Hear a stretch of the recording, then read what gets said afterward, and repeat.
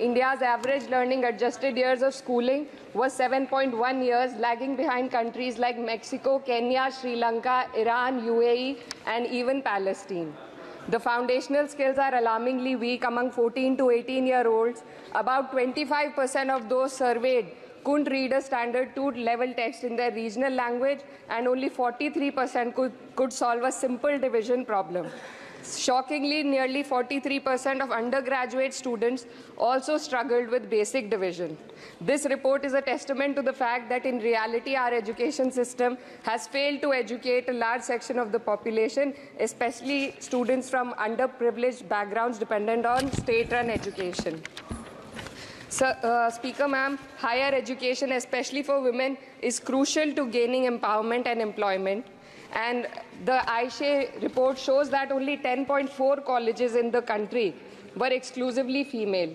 The constituency that I represent and other such areas in the country where patriarchal beliefs have prevented women from accessing co-ed colleges.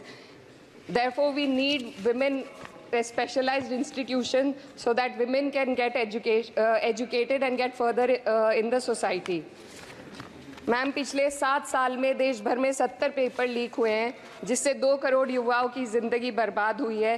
NEET, net और अन्य ऐसे paper leak से हमारे देश की परीक्षा कराने वाली संस्थानों की छवि पर गहरा धब्बा लगा है, और जिसके कारण देश के युवा का इस सरकार के निष्पक्ष परीक्षा कराने की क्षमता से भरोसा उठ चुका है।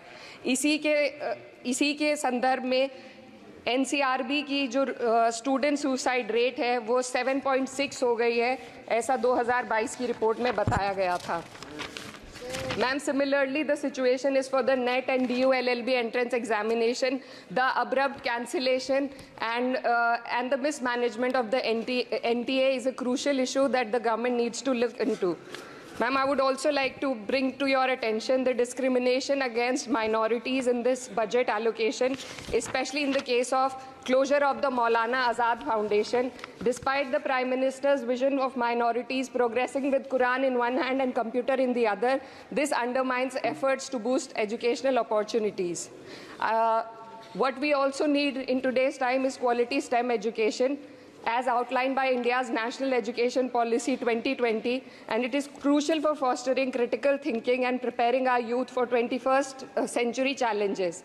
But ma'am, only 18.4% schools have functional computer labs, and there's a significant gender gap in STEM enrollment, with only 28% of females compared to 36% males. While the government now promotes Digital India, it would do well to take a leaf from the Samajwadi Party's government under Akhilesh Yadav ji, which began distributing free laptops to class 12 students in 2012, effectively combating computer illiteracy and bridging digital divide in rural Uttar Pradesh. Educational freedom index में भारत की स्थिति काफ़ी हद तक खराब है, हमें निचले 30% देशों में रखा गया है। The intertwining of political agendas with Indian higher education has worsened under the current government. Key historical and scientific facts are being erased from textbooks to advance a certain kind of narrative. Mughal history is continuously distorted and erased, but notably, Darwin's theory was removed from the class 9 and 10 syllabuses by the 21-22 academic year. And the topic of evolution was completely excised from school textbooks. This distortion of educational content undermines academic integrity and damages India's educational ethos. Ma'am, when we are competing for in the world with first-class countries, we also need to look into why our students need coaching in spite of having schools and higher education and those funded by the government.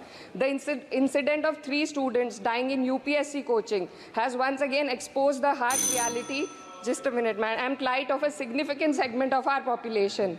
These young individuals, hopeful of securing government jobs, endure poor living conditions in places like Kota and Rajendra Nagar. This situation calls for a deeper reflection on the shortcomings of our outdated education system. The coaching industry in India has become a critical part of the educational landscape due to the failures of the traditional schooling system. The national education policy fails to address why students rely on coaching in the first place. London से लौटी इकरा हसन ने जब अंग्रेजी में दिया भाषण और हिंदी में भी रखी बात, पूरा संसद भवन उनके भाषण पर काफ़ी खुश नजर आया। क्या सत्ता क्या विपक्ष, सभी के दिलों पर छा गई इकरा हसन। समाजवादी पार्टी की नवनिर्वाचित सांसद जो कैराना लोकसभा से जीत कर आई हैं, उन्होंने अपना कल संसद में पहला भाषण दिया और पहले ही भाषण में सबके दिलों पर राज करने लगी। ऐसा क्या बोल रही थी इकरा की बीच भाषण चर्चा करने लगे चंद्रशेखर आज़ाद और असदुद्दीन ओवैसी। भारत सरकार में शिक्षा मंत्री धर्मेंद्र प्रधान ने भी इकरा हसन की भाषण की जमकर तारीफ की और उनकी जो एजुकेशन के मुद्दे थे उनकी बात भी मानेगी मोदी सरकार ने माना है इकरा हसन की बात को। अगर वीडियो अच्छा लगे वीडियो को लाइक करें।